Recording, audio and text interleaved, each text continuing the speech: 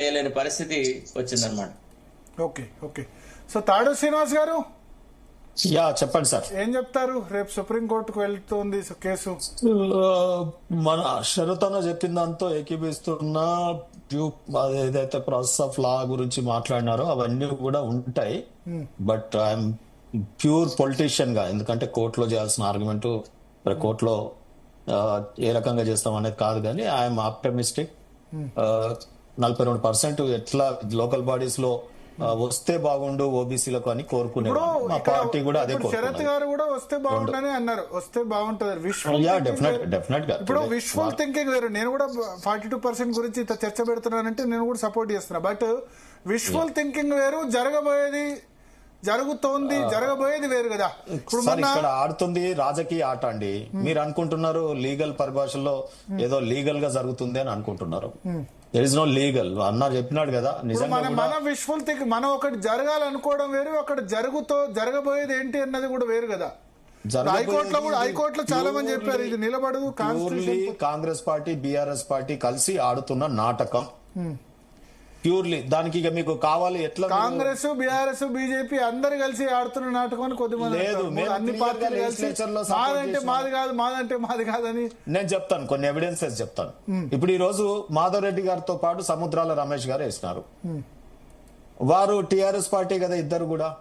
కొంత మేరకు మాధవ్ రెడ్డి గారు ఈ మధ్యన రేవంత్ రెడ్డి గారు తన సామాజిక వర్గము మీటింగ్స్ వారు మాట్లాడినారు. ముఖ్యమంత్రి గారు తన సామాజిక వర్గమే పరిపాలన చాతనవుతుంది, మిగతా వాళ్ళకి కాదన్నట్టుగా కొంత వీళ్ళు కులాలని రెచ్చగొట్టే విధంగా విడదీసే విధంగా మాట్లాడినారు. సో దానికి మాధవ్ రెడ్డి గారు రేవంత్ రెడ్డి గారికి ఉంది.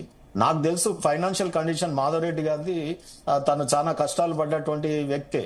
సో నాకు వెరీ మచ్ క్లోజ్ టు మీ, నాకు తెలిసిన అబ్బాయి అతను. సో తను ఇంత సుప్రీంకోర్టు హైకోర్టు లాయర్లను పెట్టగలుగుతున్నాడు. నేను ఆశ్చర్యపోతున్నా. కేవీకి వేయగలుగుతా ఉన్నాడు. నిన్న మాధవరెడ్డి లైవ్ ఇంటర్వ్యూలో చెప్పారు, అన్ని పార్టీలో రెడ్లు కూడా మాతో ఉన్నారు. ఈ పార్టీ ఆ పార్టీ అని కాదు, బయట మాట్లాడేది వేరు లోపల మాట్లాడేది వేరు అని చెప్పారు. ఈ పార్టీ నా ఫ్రెండ్స్ కొంతమంది అన్ని పార్టీలో ఉన్న అప్పర్ క్యాస్ట్ వాళ్ళు, అన్ని పార్టీలో ఉన్న రెడ్లు మాతో ఉన్నారు. అందరు లేరండి, అనేక మంది ఎంబీసీలు. మీరేమంటారు? పొలిటికల్ గా ఒక బీజేపీలో ఉన్న రెడ్డిలు లేరు, మిగతా వాళ్ళంతా కూడా కాంగ్రెస్ రెడ్డిలు బీఆర్ఎస్ రెడ్డిలు ఉన్నారంటారు. పొలిటికలే కాదు, బయట కూడా నేను నిత్యం ప్రజలలో తిరుగుతున్నప్పుడు అనేక మంది 42% సర్పంచ్లలో ఇస్తే ఏమైతుందా, అవి మాకు పెద్ద అవసరం ఏమున్నది అని అంటూ. రేపు చూడండి, సర్పంచ్లు ఒక్కొక్కరు ₹1 కోటి ఖర్చు పెడతారు అంటే అక్కడ భూస్వాములే వస్తారు. సో అటువంటి వాళ్ళు ఎందుకు రావాలి? బీద ప్రజానికం రాని, ఎంబీసీలు సంచార జాతులు కూడా రాని అన్నట్టుంది. అయితే ఇక్కడ మా శరతన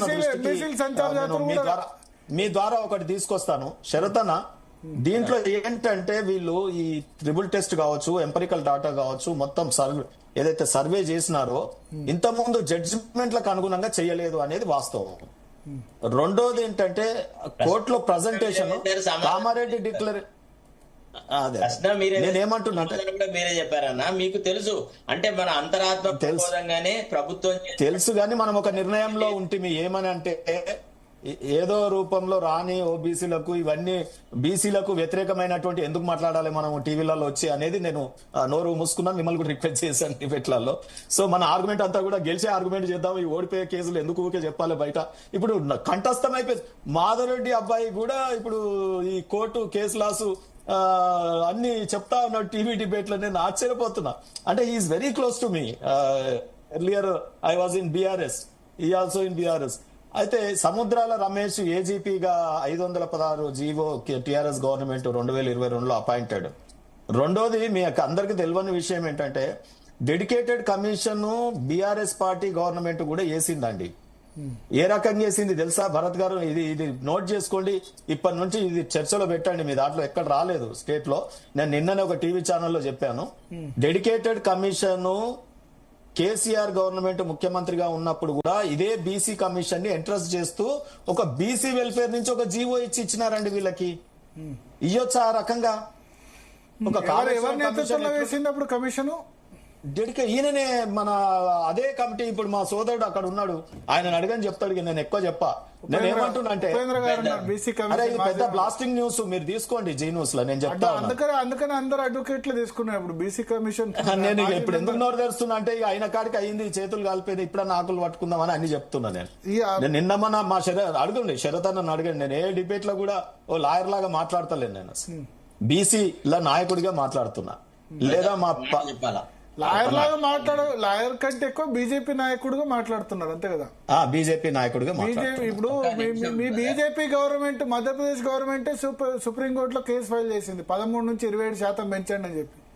సార్ నేను ఒకటి చెప్తాను, మధ్యప్రదేశ్ లో అడిగి చిత్తశుద్ధి ఉండాలి సార్. మధ్యప్రదేశ్ లో మేము అమలు చేస్తూ ఉన్నాం, అక్కడ నుండి నరహరి గారు వచ్చి చెప్పి 13% అమలు చేస్తుంది. ఎట్లా చేస్తారండి? ఆదిలాబాద్ లో నీకు సర్వే ఎట్లా చేసిండు? నీకు అచ్చంపేట సైడ్ ఎట్లా చేస్తాడు? భూపాల్పల్లి సైడ్ ఎట్లా చేస్తాడు? బీసీలు ఎంత మంది ఉన్నారు? నేను డెడికేటెడ్ కమిషన్ రాంగ్ అని నేను ఎట్లా చెప్పాలి? ఆ రోజు చెప్తే ఈ డెడికేటెడ్ కమిషన్ రాంగ్ అంటే అక్కడే ఓడిపోతుంది సగం. ఏదో పెడుతున్నారు, హైకోర్టులో ఏమైనా రిలీఫ్ వస్తుందేమో, రాని బీసీలకు 42% మేము లెజిస్లేచర్ లో సపోర్ట్ చేస్తాం. ఈ తప్పును మేమే ఎందుకు బయట పెట్టుడు అని. అరే అల్టిమేట్ గా లాయర్లం సార్, డెఫినెట్ గా కేసు గెలుస్తుంది అనే చెప్పి తీసుకుంటాం.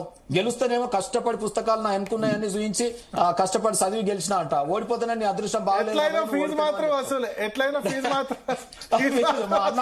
మా అన్న ఇప్పుడు 0 అన్నాడు, 30% లాయర్ల కేసులు. ఇప్పుడు డాక్టర్ ఉంటాడండి, మీరు హాస్పిటల్ పోతారు, పోయినప్పుడు రోగిని సస్తాడని తెలిసినా అరే నువ్వు బతావని కాన్ఫిడెన్స్ ఇస్తే లేచి వస్తాడు అనేది ఆశ ఉంటది కదా. చాలా సో లాయర్ చాలా మంది ఇప్పుడు ఫ్రీగా వాదించే వాళ్ళు చాలా సోషల్ జస్టిస్ కోసం. అయితే ఒక్కటి భరత్, ఇక్కడ సీరియస్ గా తీసుకోవాల్సింది ఏంటంటే గవర్నమెంట్ అన్న కరెక్ట్ అన్నాడు, లాయర్లది గాని రాజకీయ పార్టీ నాయకులు గాని అఖిలపక్షం గాని చర్చలు చేసి సర్వేకి పోలేదు. ఆయన ఏదైతే Bhusani Venkateswara single man commission వేస్తున్నారు, అంబాశంకర్ది మద్రాస్ లో 21 మందిని 2 ఏళ్లు చేసిరండి. ఎంత చక్కగా జుడిషియల్ వారికి క్వాసి జుడిషియల్ ఇది ఇచ్చిర్రు. ఒకవేళ సర్వేలు ఇక్కడ కేసీఆర్ పాల్గొనలే అంటారు. ఒకవేళ కాళేశ్వరం మీద వేసినటువంటి కమిషన్ జుడిషియరీ పవర్స్ తో వేస్తే ఆయన సమన్స్ ఇచ్చి మరి ఆయన డాటా తీసుకుందరు. సో అటువంటి కమిషన్ ఏడేసిండండి, ఒక సింగిల్ మ్యాన్ కమిషన్ వేసే అక్కడే సగం రాంగు. ఇక ఇప్పుడు మాట్లాడాల్సి వస్తుంది, నేను నిన్న మొన్న మాట్లాడలే. రెండవది నేను ఏమంటున్నా అంటే ఇక్కడ గతంలో బీఆర్ఎస్ పార్టీ ఇంత చెప్తున్నది అది తప్పండి, ఆ కమిషనే తప్పండి, ఇది తప్పండి. మరి గతంలో నువ్వు డెడికేటెడ్ కమిషన్ ఎందుకు వేసినావు? అన్ని రాష్ట్రాలు ఎందుకు తిరిగిరు? మళ్ళా వాళ్ళని ఎందుకు బంద్ చేయమన్నావు? మా సోదరులు మంచోళ్ళు కాదంటలేను, వాళ్ళకి చిత్తశుద్ధి ఉంది. అందులో ఉన్న ఓబీసీల పక్షము, ఎంబీసీల పక్షము, సంచార జాతుల పక్షం మాట్లాడేటోళ్ళు కూడా ఉన్నారు, నేను కాదంటలేదు. కానీ వీళ్ళందరినీ ఒక బీసీ వెల్ఫేర్ తోని జీవో ఇస్తారా సార్? ఎవరన్నా డిపార్ట్మెంట్ లేకపోతే జిఐడి జీవో వెళ్తుందా సార్? దీని కంప్లీట్ జుడిషియరీ ఎంక్వైరీస్ యాక్ట్ కింద మనం వేయాల్సినటువంటి కమిషన్ ని మా శరత్ అనే చెప్పాలి. ఇక ఇప్పుడు ఉన్న 2 కమిషన్ 2 ఇద్దరు వేసిరు. ఒక విషయం బ్రదర్, మీరు ఒక విషయం గ్రహించాలా అంటే